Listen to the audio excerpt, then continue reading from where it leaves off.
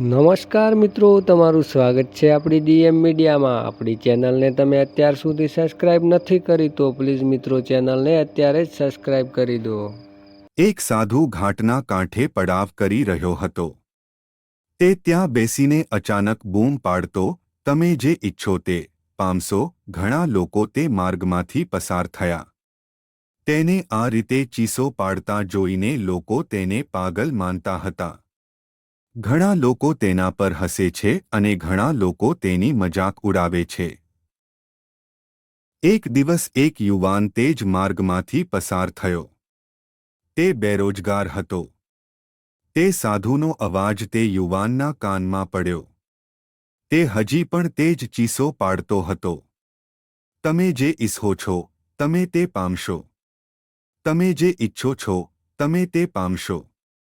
આ સાંભળીને તે યુવાન સાધુ સુધી પહોંચ્યો અને તેને પૂછ્યું કે શું મને ખરેખર શું જોઈએ છે તે મળશે? તમે મને યોગ્ય આપી શકો છો આના પર? સાધુએ કહ્યું કે તમારે સૌપ્રથમ તમારે શું જોઈએ છે તે કહેવું પડશે। પછી યુવકે કહ્યું, "બાબા, હું ઈચ્છું છું કે હું ખૂબ મોટો હીરાનો વેપારી બનું। તમે આ ઈચ્છા પૂરી કરી શકો છો?" સાધુએ કહ્યું, "ચોક્કસ પુત્ર, હું તમને બે વસ્તુઓ આપું છું, તેમાં હીરા અને મોતી છે। તેમની સાથે તમે ઈચ્છો તેટલું હીરા બનાવી શકો છો." યુવક આ સાંભળીને ખૂબ આનંદ થયો। સાધુએ યુવકને તેની બંને હથેળીઓ આગળ વધારવા કહ્યું। સાધુએ કહ્યું તેમ યુવકે એવું જ કર્યું। સાધુએ યુવાનની પહેલી હથેળી પર હાથ મૂક્યો। પછી કહ્યું કે આ સૌથી કિંમતી હીરા છે। આની સાથે તમે ઈચ્છો તેટલા હીરા બનાવી શકો છો।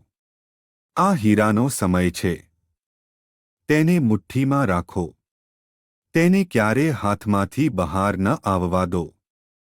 પછી સાધુએ યુવાનની બીજી હથેળી પર મોતી મૂક્યો અને કહ્યું કે જો તે કોઈ પણ કામ માટે સમય લે છે તો આ મોતી પહેરો। આ મોતી દર્દી છે। આ સાથે તમે જે ઈચ્છો તે પ્રાપ્ત કરી શકશો। યુવકે સાધુનો આભાર માન્યો અને ત્યાંથી નીકળી ગયો। તેને સાધુથી બે ગુરમંત્રા મળી। તેણે વિચાર્યું હતું કે તે સમય ગુમાવશે નહીં અને ધૈર્યથી કામ કરશે નહીં। થોડા સમય પછી યુવકે મોટા હીરાના વેપારી સાથે કામ કરવાનું શરૂ કર્યું। તે વ્યવસાયની દરેક યુક્તિઓ શીખી ગયો અને થોડા સમય પછી તે હીરાનો મોટો ઉદ્યોગપતિ બન્યો। શીખવું: જો તમે કોઈ ધ્યેય પ્રાપ્ત કરવા માંગતા હો તો તમારે સમય અને ધૈર્ય બંનેની જરૂર છે। સમય બગાડ્યા વિના તમારા લક્ષ્ય તરફ આગળ વધો।